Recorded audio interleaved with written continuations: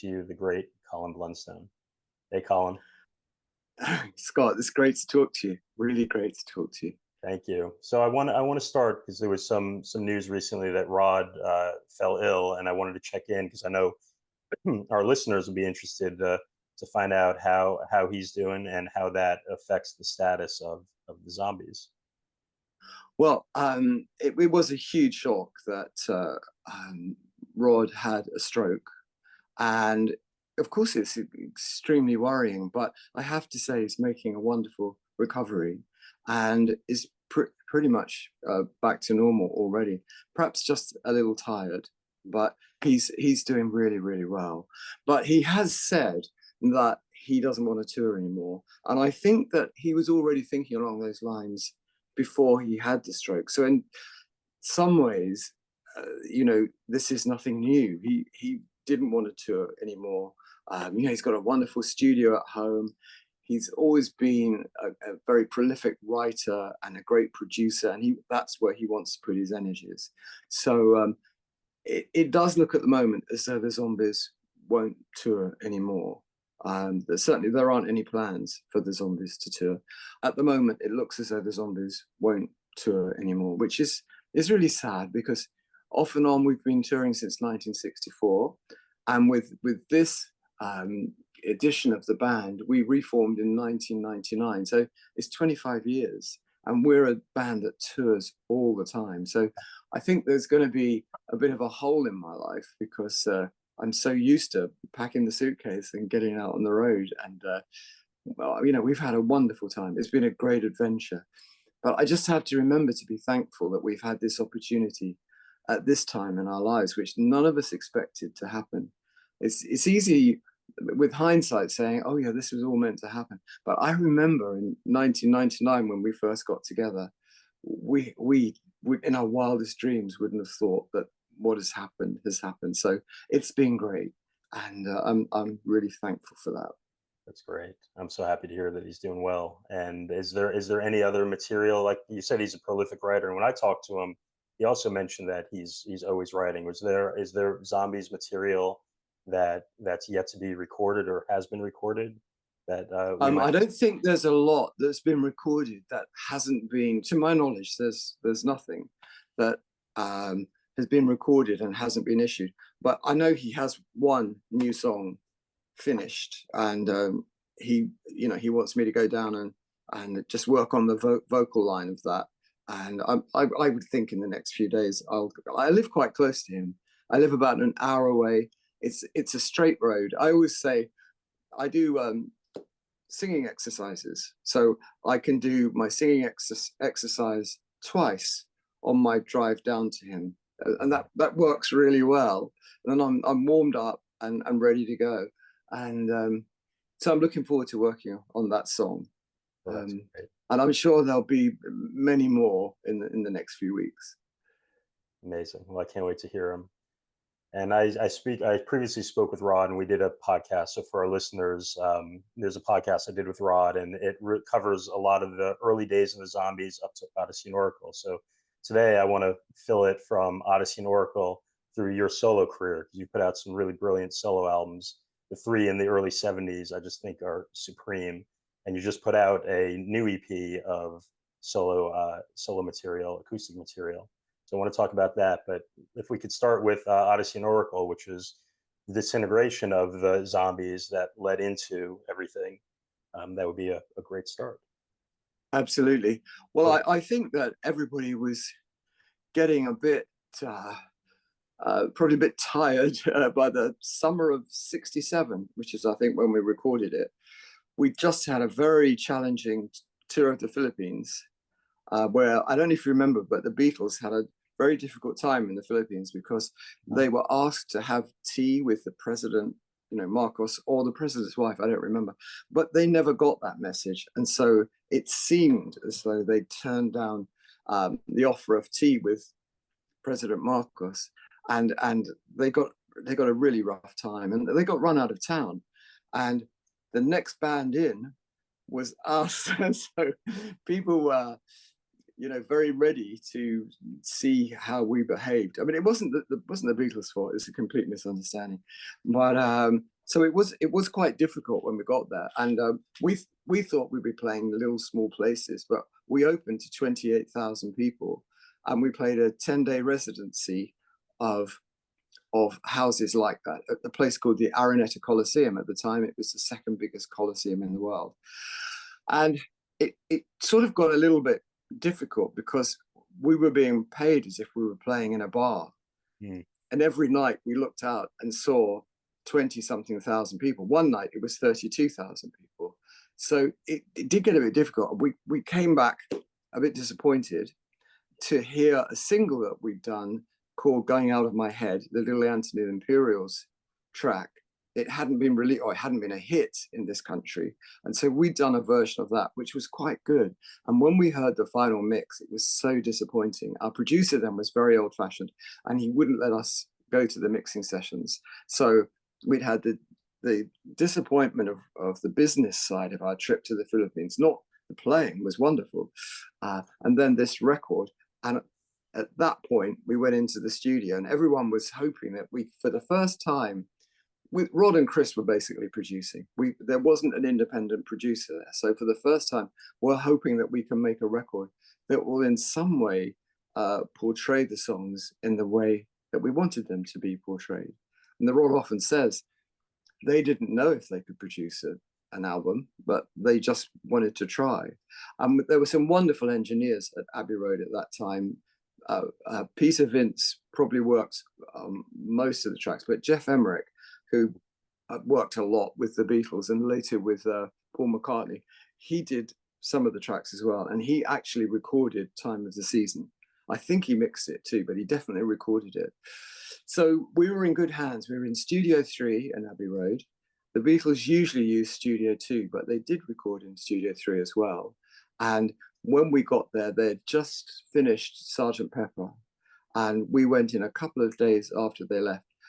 And I was a huge Beatles fan. We all were, and it was a great thrill to be picking up the percussion instruments off the floor that had been left there by the Beatles. So, and the other thing was that John Lennon's Mellotron was in a corner, and if you listen to Odessey and Oracle, there's Mellotron all over it. Now, it would have been a totally different sounding album if John Lennon hadn't left his Mellotron behind. So they're things that I remember. Before we started recording, we had a very small budget, and so we rehearsed intensely before we went into the studio. We hired a little village hall from where we lived, sort of northwest of London, 25 miles, 30 miles northwest of London, and we rehearsed all the songs. So we knew what the songs were going to be, we knew what key they were in, and we knew the arrangement, and we're just looking for the performance. And we recorded very fast. Because Abbey Road's it was expensive then, and it's expensive now.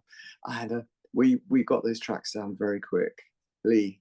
And at the end of the album, my feeling was, and I think Rob would probably say the same thing, I thought that was the best we could possibly do at that time. That was my feeling. I mean, whether you would say there are hits on there or not, it's very difficult to say when it's your own album. If I was picking the most commercial track, I would say Carousel 44. I would have never picked Time of the Season. Rod picked Time of the Season, but I didn't. But the album didn't come out in the UK. There was one single released in the UK, and I think it was Carousel 44. It wasn't a success. And in those days, it was a very singles-dominated market. And shortly after that, it all changed to become, the late 60s and early 70s. It was all about the album. But at this point, it was about singles.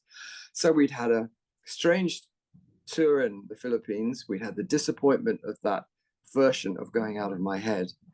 And now we had a single going out that really didn't cause a stir at all. And it just seemed to us that perhaps it was time to move on to fresh projects. And that's what happened. The conversation came around to, maybe we should all move on and try something else. Looking back, of course, it seems strange that we'd end the band before the album was even released in the UK. Having said that, it didn't maybe because there was no band to promote it, but it didn't really cause much interest. There's a very famous DJ here called Kenny Everett. He was probably the biggest DJ in the country. He loved Odessey and Oracle.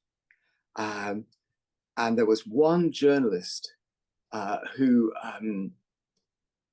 her first name was Penny, and she wrote in, I can't remember, she wrote a wonderful review, but that was it. One DJ and one journalist said good things. Otherwise, to be honest, really honest, it was kind of ignored.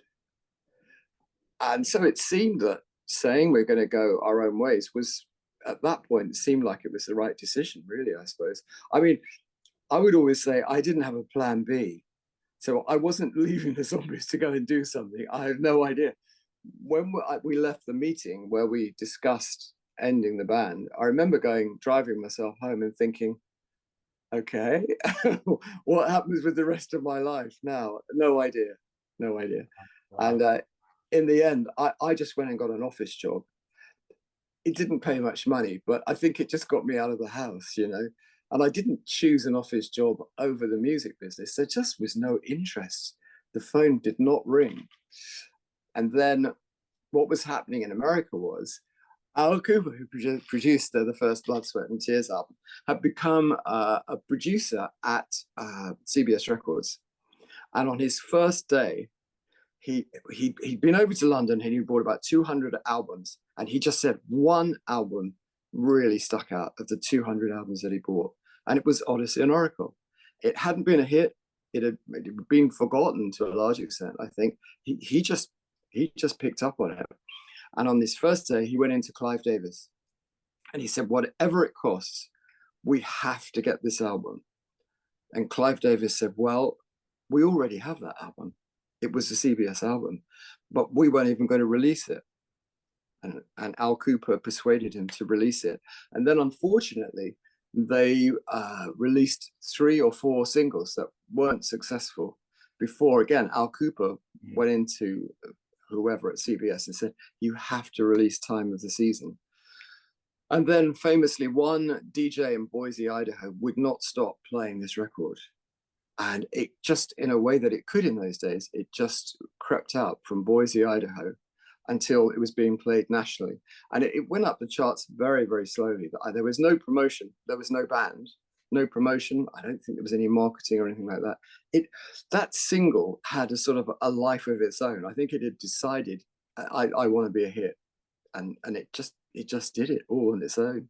And it went to #1 in Cashbox, and I think either 2 or 3 in Billboard. I can't remember.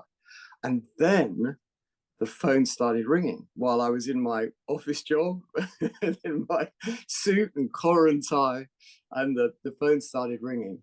And one of the guys that called me was a very successful producer over here in the UK called Mike Hurst. And he just produced the early Cat Stevens singles over here. He'd had 3 really big hit singles. And Mike said to me, listen, you really should be recording again. And, you know, I wasn't even sure if I wanted to get into the music business after the sadness of the Zombies finishing. I mean, it was a huge thing for me when the Zombies finished. But he talked me into going into Olympic Studios, which famously the Rolling Stones used to record there. And so I used to go, it's so bizarre. I used to go leaving this office in a suit and a collar and tie, and I'd go over to another part of town to Olympic Studios in the evenings, and he would either record the tracks there or he'd already recorded the tracks, and I'd just put a vocal on the top of them. And he thought it would be a great idea to have another go at She's Not There, which I wasn't too sure about, but you have to remember, I didn't even know if I was going to stay in the music business. But anyway, we had a go at it in a completely different key, much lower. It's in E minor. And that eventually that record was released. And in this country, it was a top 30 hit. And so the decision was made for me. It was impossible then to go back to the office because the phone was ringing off the hook. Yeah. And I was a recording artist again. And somewhere along the line, I was recording under the name of Neil MacArthur. Right. And various people have denied liability for choosing that name, and I'm one of them. I'm sure I had nothing to do with choosing that name. I think it was very arbitrary. Yeah, Maybe they why not record under Colin Blunstone? Why was that I not don't know. Honestly, you have to remember that this is like 50 years ago. I can't remember the reasoning of why we didn't do it. Maybe because we'd re-recorded She's Not There. And they felt it's me recording the same song twice, which it is, you know. It's a totally different arrangement. I don't know why we did that. And I didn't fight it because I didn't even know if the record was going to be released at the time. It seemed, you know, you like to pick your battles, don't you? It didn't seem that important. I didn't know if the record was even going to be released. And I certainly didn't think it would be a hit, but it was. Well, I wouldn't say I didn't think it was going to be a hit, but I had no way of knowing whether it was going to be a hit. But it was a hit. It's a great version, which was used in The Crown recently as well. I know it was. Yeah, really cool. It was really funny when that came. I wasn't expecting that, and I was watching it. Yeah, that happened. But with that and with a lot of zombie tunes, I'm watching TV programs or films, and often I don't know that the songs are in there. And this song comes on, and you think, I don't believe it. The Zombies repertoire is used in films and TV so much, and commercials so much. And so sometimes I think people think we had more hits than we did, because if you keep hearing a commercial, it gets into your brain and you think that was probably a hit. But Time of the Season in the UK was not a hit. It was released 4 or 5 times and it was never a hit. Wow. But people think it was. So anyway, old Neil MacArthur had 3 singles, and the second 2 didn't make the charts, and so he was running out of steam a bit. And I was coming home from a party with Chris White, who was the original bass player in the Zombies, and he said, you know, you should forget about this Neil MacArthur thing and be Colin Blunstone, and come over to Rod and I. We've got a production company, and we'd love to produce you as a solo artist. And I thought, that'd be fantastic. You know, these are the guys I grew up with. And so I ended up back in Studio 3 in Abbey Road with Peter Vince, same studio, same engineer, with Rod and Chris producing. It's pretty much the same as Odessey and Oracle. So it was a really relaxing way to start a solo career, because it is different if you're a solo artist to being in a band. There are a lot of decisions you have to make and a lot of responsibilities that you have if you're a solo artist. And sometimes it's very subtle, but it all adds up. And so it was a great way for me to make that transition. Amazing. Well, I want to ask you, before we get to 1 year, I want to fill in some gaps and ask some questions about that between period when you were working in the insurance company and then Odessey and Oracle. So I'll step back from starting the insurance. So when you were working with the suit and tie in the insurance company, and you weren't doing music, did people at your work know that you were the guy that's saying she's not there? Or were they aware that you had this music career, or was that something you just put on the back? Well, I never discussed it with them, but now and again it would come up in conversation. I mean, I didn't say anything to them, but it did come up in conversation. But it was a very busy office, and there wasn't a lot of time for small talk. You know, you're just on the phone all the time. It was good for me because it meant I didn't dwell on the fact that the Zombies had finished. It took me away from all that. I didn't have time to think. So that was really good. And I would just say that for me, I didn't sell insurance. I didn't know anything about insurance. I couldn't sell insurance. I didn't know anything about it. I was, I was more or less an office boy. I mean, I was learning about insurance a bit, but I was a singer. I didn't know anything about insurance. I couldn't go and sell it. But I could answer the phone and look things up and, all that kind of general stuff. And I did that for getting on for a year. And later on, I worked out I was being paid so little money that I worked out that with a bit of rent and with my the cost of the journey into London, I was actually working at a loss. So I'm not quite sure why I did that job, but in terms of finances anyway, because it cost me money to do the job, but it did take me away from the sadness of the band breaking up. And so in that way, it was a really good thing. Were you writing any music at that time? I might have been. You know, I've always played a bit of guitar. I I think possibly I was.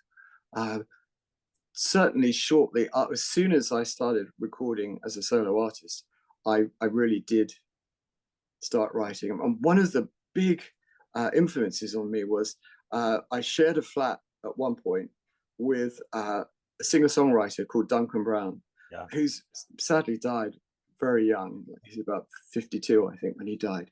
He was a wonderful guitarist, based more on a classical approach to guitar.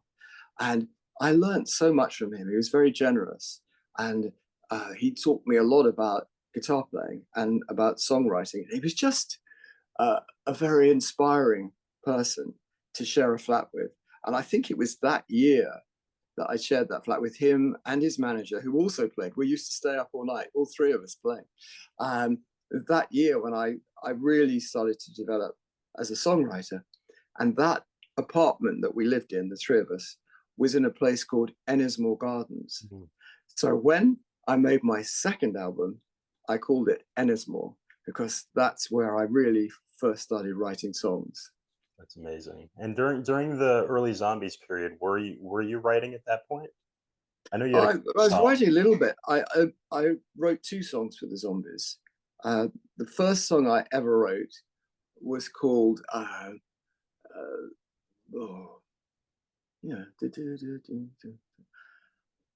It's Like the Way We Were Before, something like that.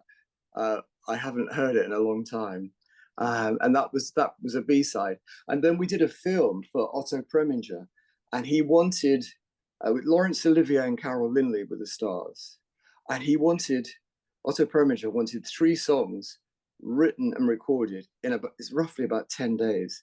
And the reason for the rush was that he didn't want any of our old songs. He wanted new songs because he wanted a share of the publishing. Oh, wow. So Rod hadn't got any songs at all. Usually he's the go-to guy, you know, but he didn't have any songs. Chris had 2, and we were really stuck. So the second song I wrote is called Just Out of Reach, and I wrote it specifically for that film. Just thinking, you know, we need a third song, and, you know, necessity is the mother of invention. And that's how I got the idea for the song. Later on, I started writing sort of, I think, you know, slightly more sophisticated songs and hopefully slightly better lyrics as well.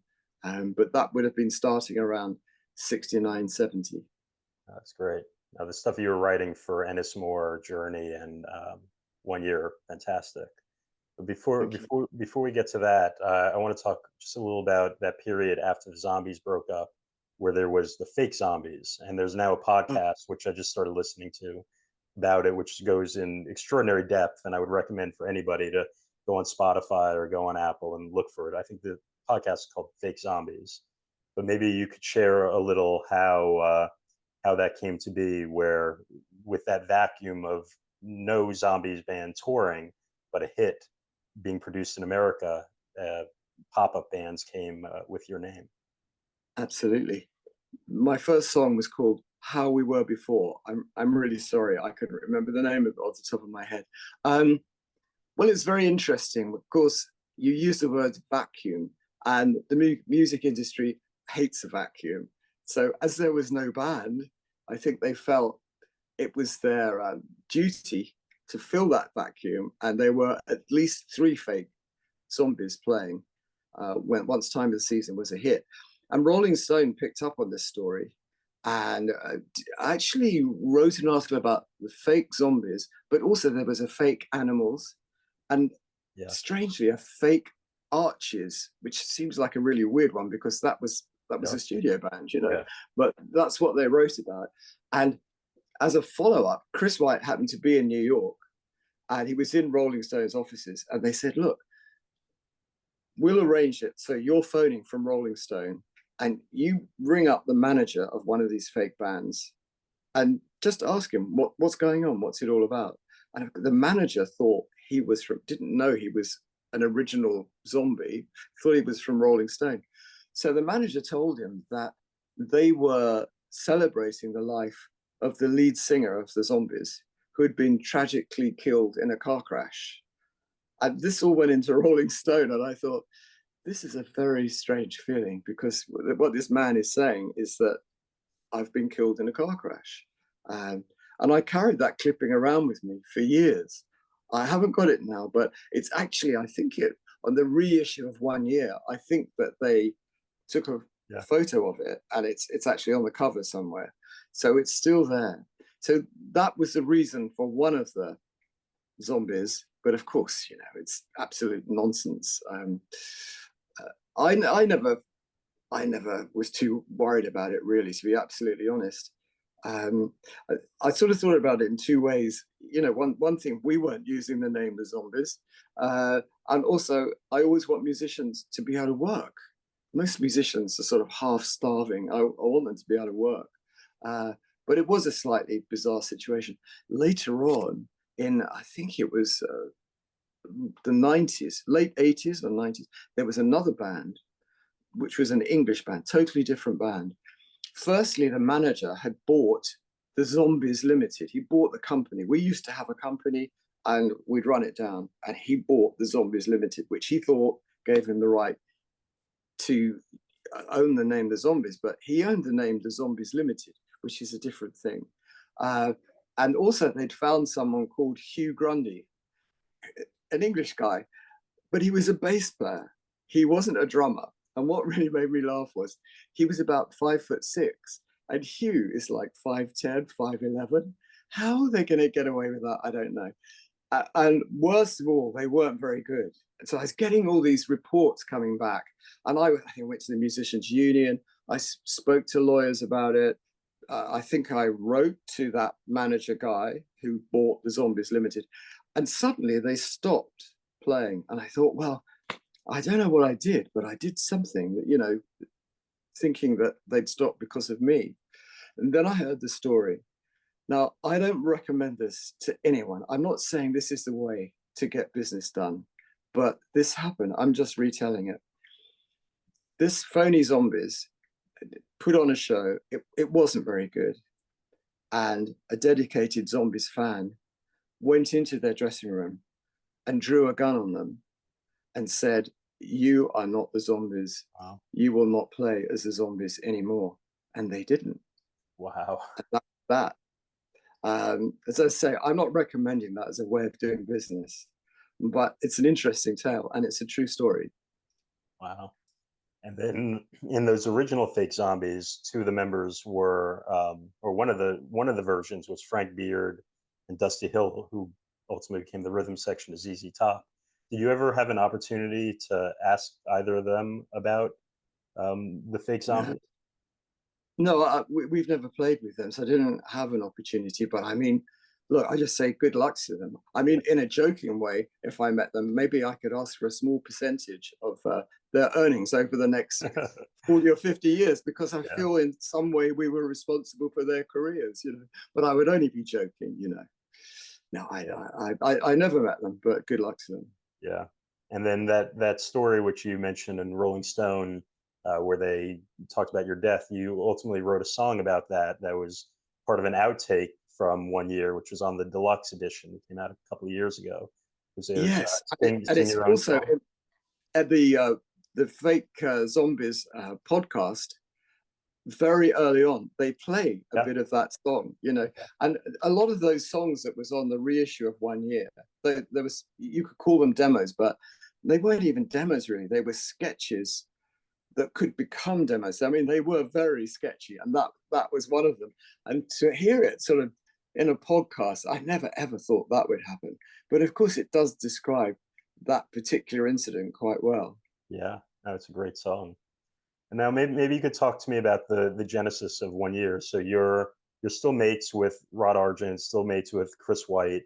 you're doing the insurance. You did Neil MacArthur.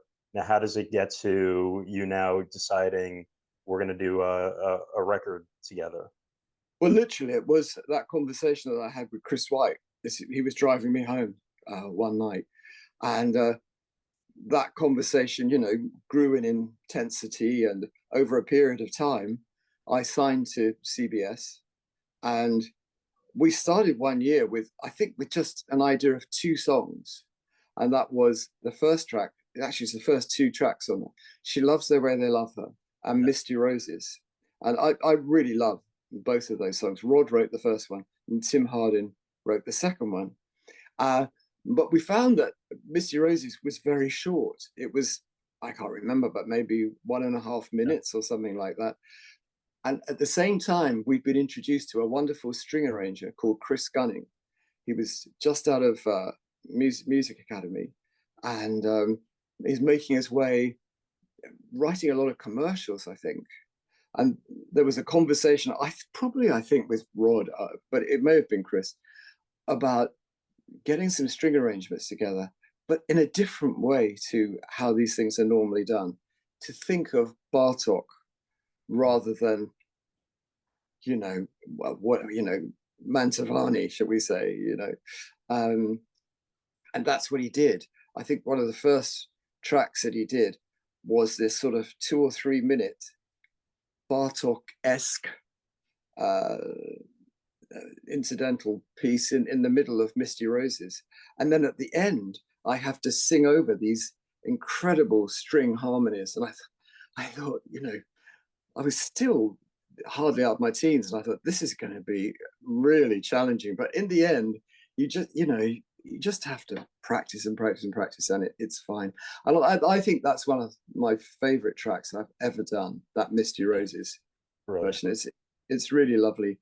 And a lot of that is down to Chris Gunning, who sadly died quite recently. So that there we were.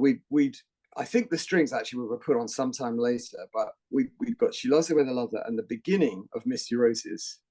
And gradually these other songs appeared. Chris White wrote a couple of songs. I found a couple of outside songs, and I think I wrote 4 songs for that album myself. And a lot of those were written in Ennismore Gardens, which I told you about before.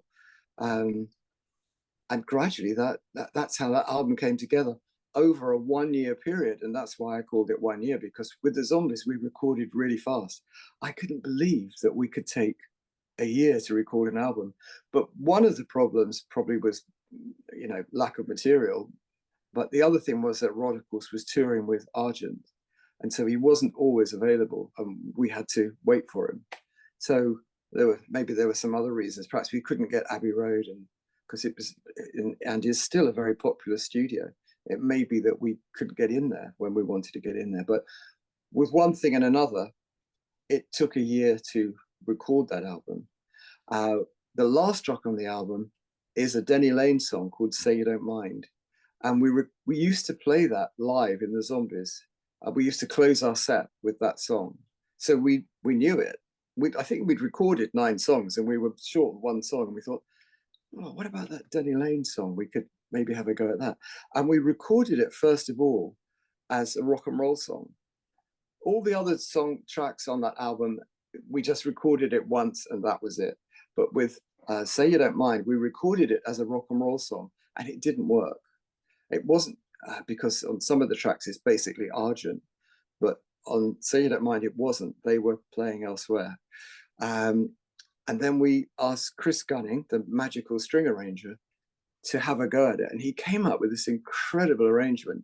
It's a 21-piece string orchestra. Sometimes I think people think it's a string quartet, but the arrangement is as if writing for a string quartet. It's a string orchestra, which makes it a really big sound. And that became the last track on the album. And never in my wildest dreams did I ever think that a 21-piece string orchestra would be a single. Yeah. But I think it was the 3rd single released from the album. And in this country, it went on to be a really big hit. And so there, not only did I had a hit as Neil MacArthur, but I had a hit as Colin Blunstone as well. And so from then on in, I've always had a solo career, whether the Zombies are active or not. I've always had a solo career. Yeah. Did you tour that album? I did.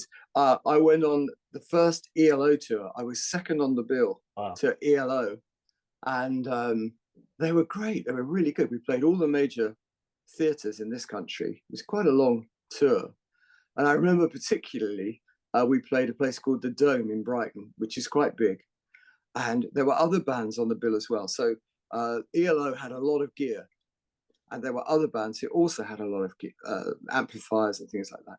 And it built up into a wall round the bands. And I realized at this place, the Dome, where my new manager and the head of my record label were going to see me on stage for the first time, I suddenly realized they put all these amps in my way. They started the first song, and I actually couldn't get on the stage.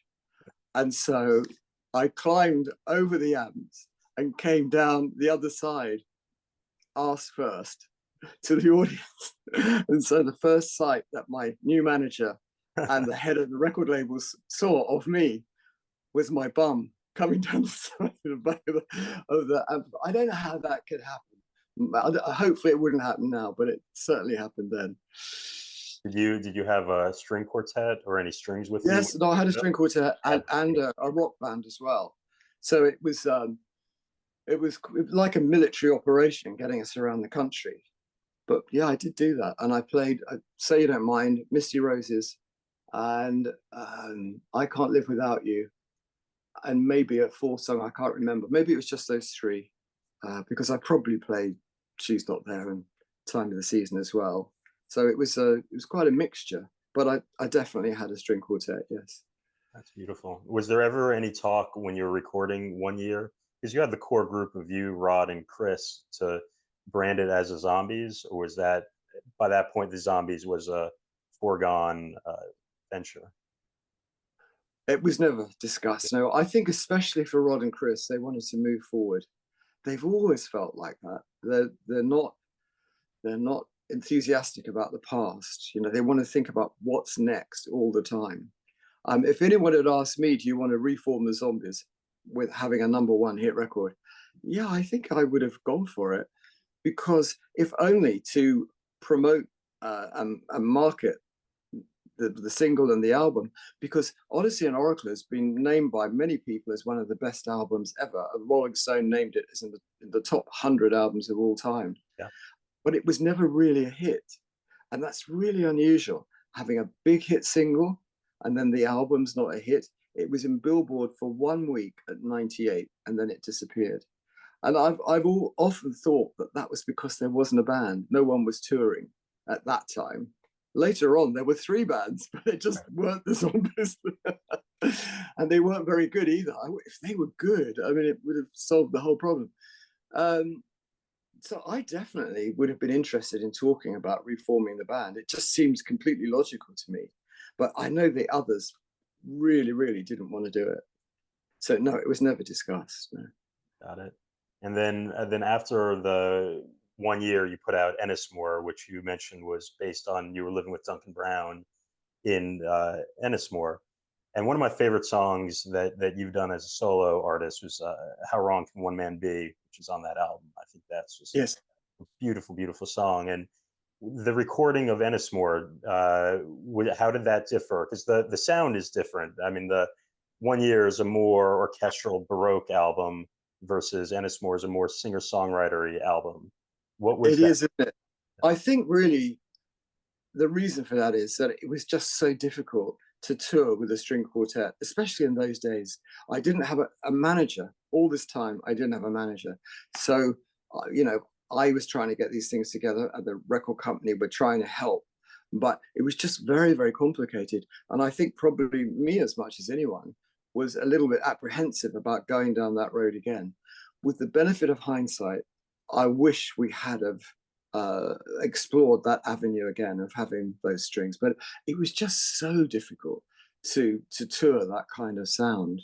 So I mean, that is a slight regret. I wish we'd have done some more tracks like that. It just seems like such a natural thing to do, and then you have to find a way to tour it. and maybe I should have got a manager earlier. I don't know. But yeah, it was a lot more singer-songwriter. And I think I wrote 7 of the tracks on Ennismore. Were those written before 1 year, or were they written in that interim period between 1 year? I think they were written after 1 year. Yeah. It was just a period of my life where I was just writing a lot of songs. I found it quite difficult for the last year or so to write songs. I wish I could do it as I was doing then. I wrote a lot of songs. Yeah, I think they were written after 1 year. And there was quite a big hit from that album called I Don't Believe in Miracles, which is a Russ Ballard song, who was the guitarist in Argent and is a fantastic writer, a great writer and a great performing artist as well. And he was the lead singer and guitarist in Argent. And Argent played on a lot of my early tracks. I wish they could have played on more, but when Hold Your Head Up was a big hit, they were touring all the time and they weren't available.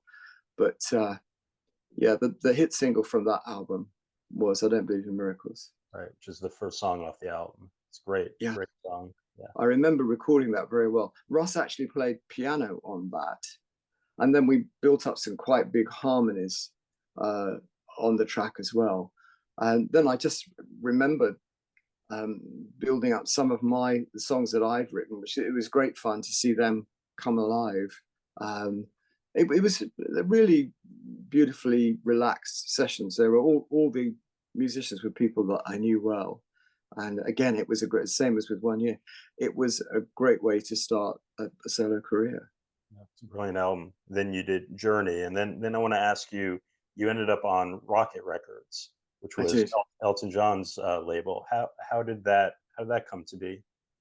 Well, I signed a management contract with a manager called Barry Cross, who again, ironically, was managing Cat Stevens. It's like I followed Cat Stevens around, because with the Neil MacArthur episode, the producer was Mike Hurst and he was producing Cat Stevens. Now I join a manager who's managing Cat Stevens. Barry Cross was very keen on me going to Rocket Records. And it was very difficult because CBS, now Sony, had done a wonderful job on those first 3 albums. And I have many friends who work there. But it is very difficult when you sign with a manager. I've signed for 3 years with him. This was his idea of what should happen. And I can understand why he said that, but it was very difficult for me, actually. But Rocket Records were wonderful. They really, CBS were great as well, for me anyway. But Rocket Records really believed in supporting the artists and giving the artists what they wanted. And I had a wonderful time on Rocket Records. Sadly, I didn't have any hits while I was on Rocket Records. And I had 3 or 4 or 5 hits on CBS. I've only talked about 2, but there were others. But with Rocket Records, I didn't have any hits at all. I had some near misses. In the UK, we only had a top 40. We didn't have a top 100. And you knew the top 40, and you knew, I think, the 10 records outside of the top 40, which they would call something breakers. And I was always getting into those 10 records just outside the top 40. And as soon as you got into the top 40, then you got TV, extra radio, national press, and everything. And I never, ever quite got into the top 40. And that's what happened with Rocket Records. Also, I think that I was running out of good songs. You know, I'd written a lot of songs in a very short period of time. And I was contracted with my publisher to write half of the album. So I perhaps pushed my songs more than I should have, to be absolutely honest. And I think that some of the writing on the Rocket Records perhaps is not quite as good as the writing on the first 3 albums. So I've always been sad about that. I made 3 albums for Rocket, and there were no hit singles. And when I left Rocket after those 3 albums, the first single I did, which was on Stiff Records, was a big hit in the UK. So that was very unfortunate that the minute I left Rocket, I had another hit record. Yeah, that was with Dave Stewart, right? It was with Dave Stewart. It's not the Dave Stewart from Right, the Eurythmics. It's another Dave Stewart, and he was a wonderful producer, but I think he always saw it as a one-off single, and he then worked with a female singer called Barbara Gaskin, and he actually had already started some tracks with her when we were recording. So it wasn't as if we had this big hit and then he went and worked with Barbara Gaskin. He already had this song, It's My Party, the old Leslie Gore track. And he did a very original. We did What Becomes of the Broken Hearted. Right. And then he did this It's My Party with Leslie Gore. And again, it was a huge hit for him. I would have loved to have worked with him some more, but it just didn't work out. We sat down with John Kolodner of Geffen Records, Dave Stewart and myself, and he was really interested in us doing an album, but Dave really wanted to see this project through with Barbara Gaskin, so it never happened. It's really sad. That was a great track, and you did a couple other really great tracks singing for other artists. Namely, that I'm thinking of is Alan Parsons Project with Eye in the Sky and Pyramid. I'm curious, how did that relationship come about to sing on these seminal albums?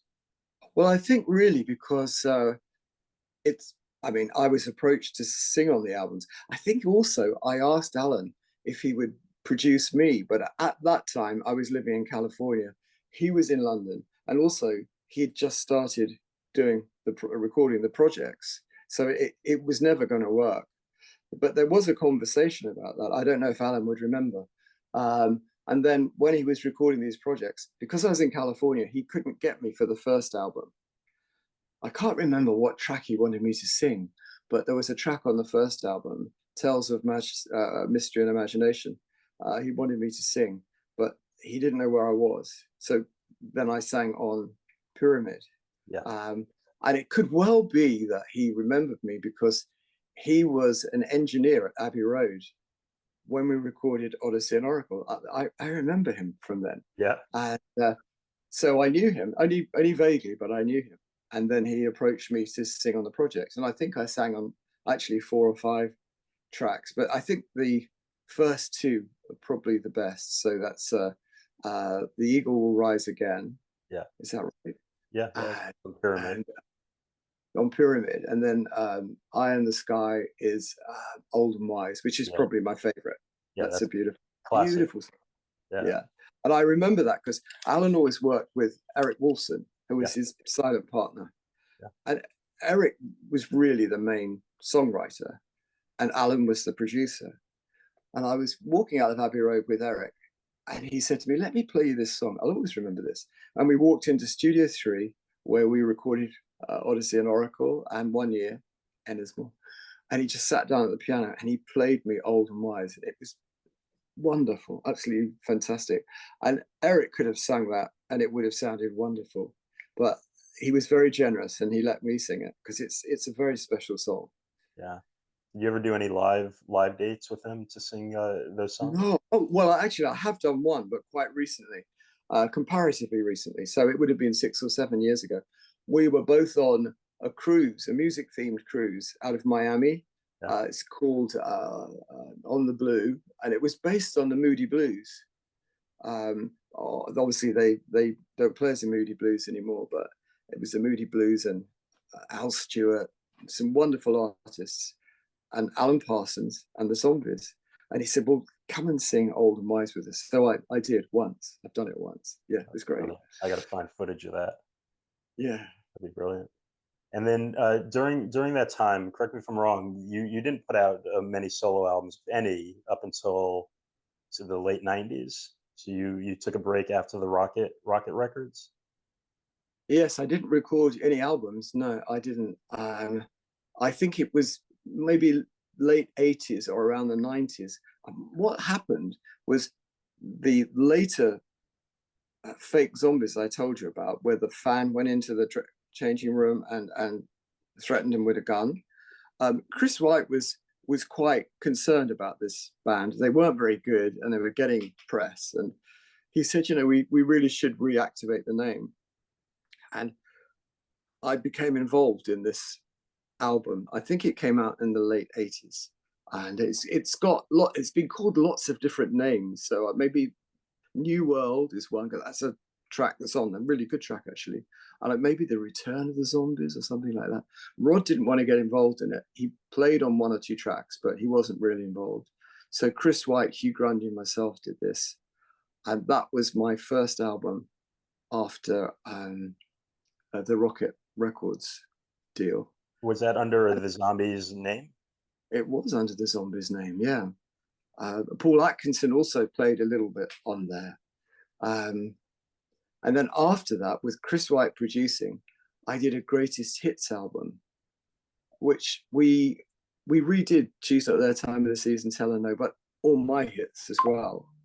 And it's not that easy to recreate what you did before. And I think it's a pretty good album, you know, for what it's intended to be. And so that was fun. And I had a period, the whole of the 70s and most of the 80s, where I was struggling vocally. You know, I wasn't accurate in my intonation seemed to have gone. And it was around then, I think, when I started to feel my voice coming back. And around that time as well, I studied with a singing coach called Ian Adam. And he was involved with a lot of singers in the West End of London, which is like, you know, the theatre area of New York, you know. And he was involved with these people who have to sing every night very accurately, night after night. So he's not trying to change their voices, but he's trying to make them more accurate and stronger. And he taught me a little bit about singing technique, and he gave me a series of singing exercises. And I do them to this day from that time. When we're on the road, I do those singing exercises twice before we do a show. So I will have been singing for an hour before we go on stage. And I find that really helps. And I've got a lot of my voice back. I'm not sure I'm as accurate now as I was at some time, you know, in the 60s and 70s, but it's not bad. And my voice is quite strong. Yeah. And a lot of that's to do with studying with Ian Adam. And then through the 90s, I recorded my first solo album with a great producer who I met quite by chance. And it was called Echo Bridge. And I'm really, really fond of this album. And it was like Odessey and Oracle, and that it was totally ignored. But I think it's really good. And that came out about 1995. And shortly after that, a wonderful musician called Don Airey, who's now in Deep Purple, but he's played with many bands before that, really big bands. And it's funny, I knew Don, and he kept calling me and saying, you know, you really should be out on the road. I haven't toured consistently since 1974, just before the Rocket Records deal. You should be out touring, you know. And I thought, oh, I think it's too late now, you know. I can't do that. And then he phoned me again, and in the end he phoned me 4 or 5 times, and I just said in the end, okay, let's do it. He said, fine, I'll put the band together. You don't need to come to rehearsals. Just come and we'll have a playthrough before we do the first gig. So that was 1997. And I started playing live again. And I hadn't played since 1974 for 23 years. Wow. I hadn't toured in 23 years. And it was very interesting. The first night we played in a club in the north of England. And I had no idea if a voice would come out. I wasn't so much nervous as intrigued. I didn't know what was going to happen. And it worked okay. And that first band that Don put together were fabulous players, really, really, really good. Unfortunately, they were so good that one by one, they were taken on by big artists, you know, and went on to be really successful. And of course, Don ended up playing with Deep Purple. So around 1999, this is 2 years later, I had a keyboard player who was a great character and a really good player, but he had an Achilles heel. And if anybody phoned him up and said, we'd love you to play at our local coffee bar on the corner of the street, anywhere, but this is the thing, and play some of your songs, he would be off like a rocket, you know, and I would have no keyboard player. And I was playing quite a prestigious gig in London, and that's what he'd done. He'd just gone off to play somewhere, I don't know where. Wow. And we managed to get a keyboard player in, you know, like half an hour before showtime, who knew none of the songs. He didn't know any of them. And I had a cassette this long time ago, and he went and listened to this cassette in the car and tried to cobble together some idea. And I think that the bass player was the only guy in the band who really knew the set. The drummer and the guitarist were on their second gig. They played once before. And the keyboard player didn't know me and didn't know any of the songs. And I seriously thought I was going to have a heart attack when we went on stage. I thought, I can't do that again. I will die if I do that again, because no one knew what they were doing. And just out of the blue, I thought, I'm going to phone Rod Argent and see. I didn't think he would do it. I really didn't. But I phoned him and said, you know, I've got 6 dates left on this tour. Would you consider helping me out and doing these dates? And, you know, he'll tell you the same thing. He said, well, I'll do the 6 dates. Of course, I'll help you out, but I don't want to go back on the road. You know, I'm not going to do it full time. So we did the 6 dates, and he enjoyed it so much. That was 1999, and now it's 2024. So we then, instead of 6 dates, we played for 25 years. Incredible. And that's how we got back together again. But we didn't use the name Zombies for many years. Firstly, well, we didn't think it was right that we should, especially Rod felt this very strongly, that we should use the name The Zombies because it wasn't the same lineup. I think also we were incredibly surprised at the interest there was in the band. We thought everyone had forgotten the Zombies. But when we started playing, people asked more and more for zombie songs. Zombies. And after a while, we were playing a zombie set, and very often promoters would bill us as the Zombies instead of, it was supposed to be Colin Blunstone and Rod Argent, but they would bill us as the Zombies. And it got to a point where we thought, you know, we're being billed as the Zombies anyway. Maybe we should call ourselves the Zombies. We're playing a zombie set. When we started off, we played hardly any zombie songs because we both had solo careers ourselves, you know, and he's had Argent, of course.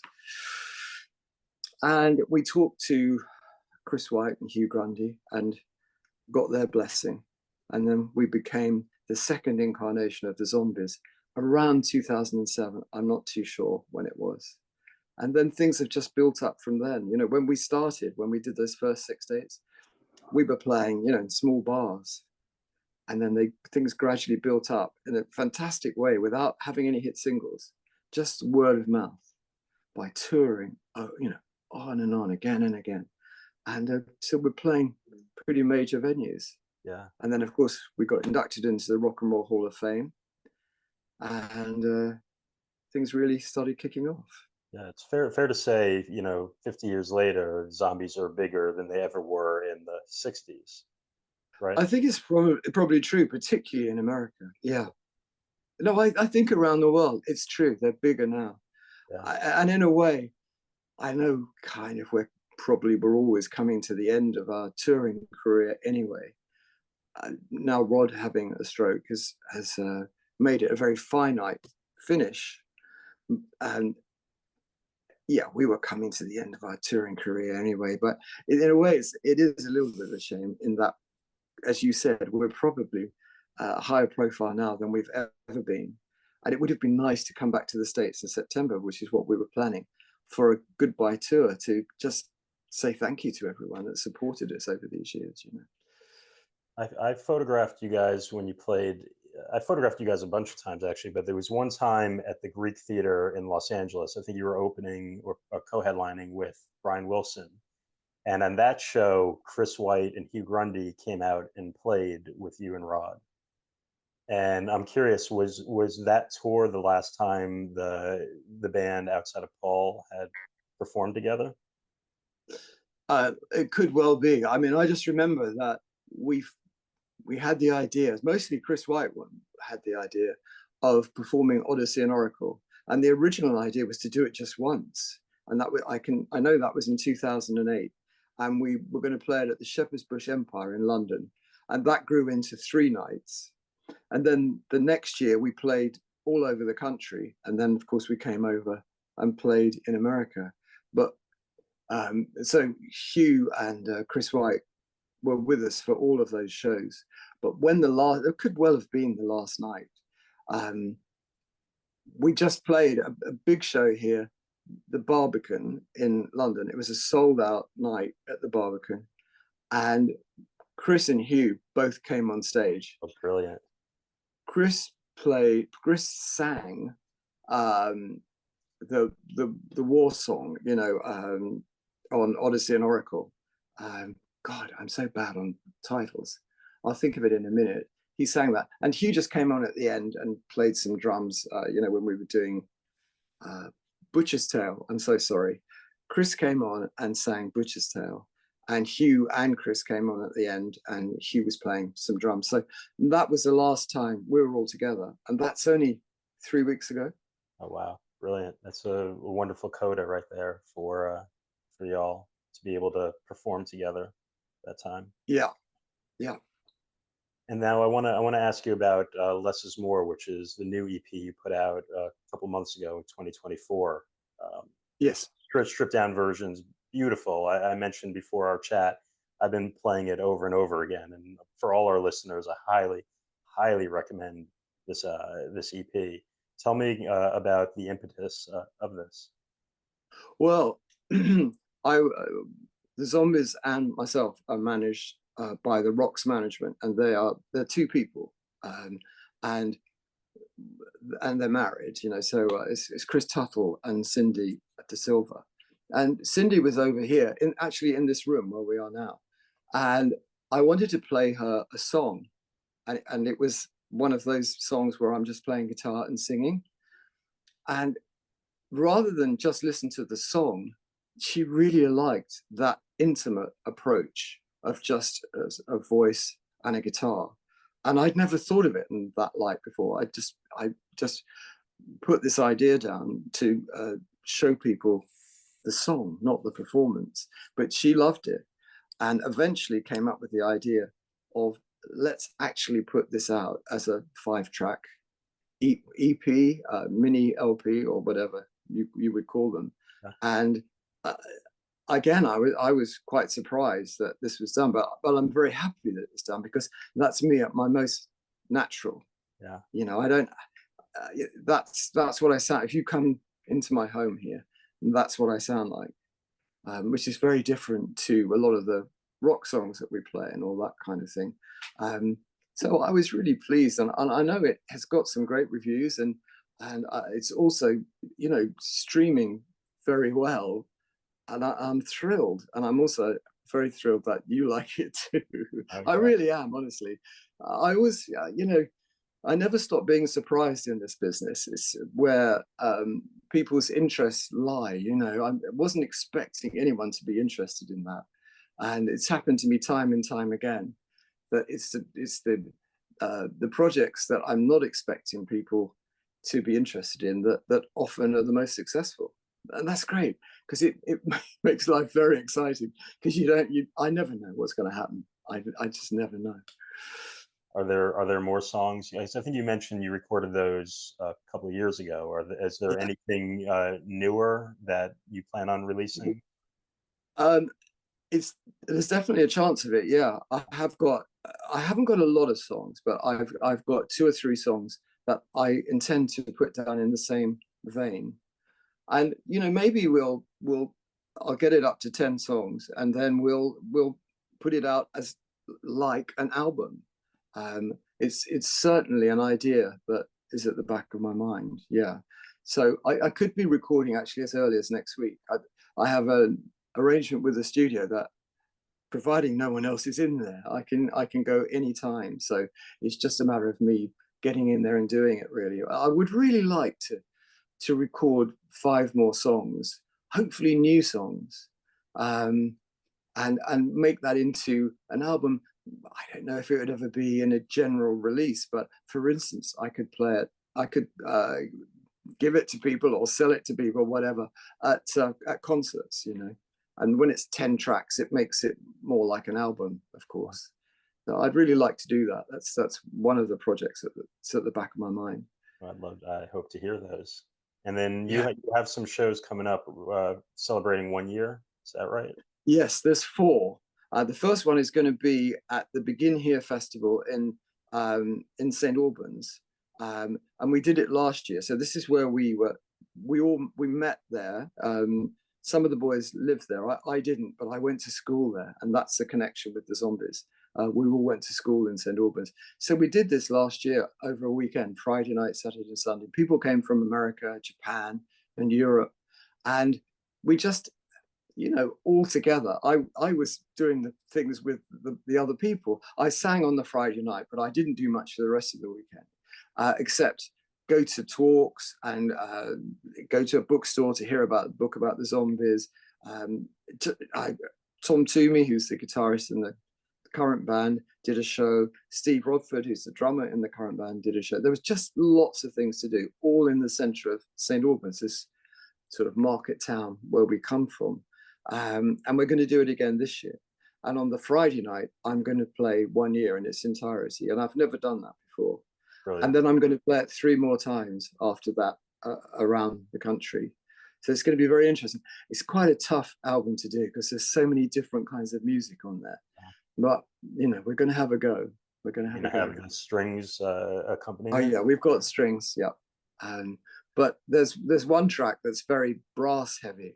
I think we might have to use sample brass on that because I don't think there's going to be room to get everyone on the stage. If we had a brass ensemble, a string quartet, maybe a quintet, and a rock band, and me, suddenly you need a really big stage to get all these people on there. Well, brilliant. I wish I could be there for that. And I hope sincerely that you make it out back to America to do some more shows. It would be great to hear the 1 year songs. It would be great to hear the zombie songs. Great to hear your voice, to continue. Well, thank you. I'd love to come over there and do 1 year or just to tour as a solo artist over there. I really hope that I can do that. I mean, there is talk about it. So we'll see what happens. Fingers crossed. Well, Colin, I appreciate your time. I appreciate everything that you've done musically and contributed to this world. It's amazing. Thank you. Oh, Scott, thank you so much. I've really enjoyed our chat, and it's great that you've enjoyed, some of those solo adventures that I've had, because people usually want to talk about the Zombies, and I'm very happy to talk about the Zombies. But this has been really refreshing because I got a chance to talk about some of the solo projects that I've been involved in. So thank you so much for that. Thank you, Colin. You have a great day, and I hope to see you soon. Cheers, Scott. All the best, mate. Cheers. Bye. Thank you for listening to the Legends Podcast by All Day Vinyl. If you enjoyed this episode, please rate it, share it, subscribe, and follow us and check us out at All Day Vinyl on Instagram and YouTube.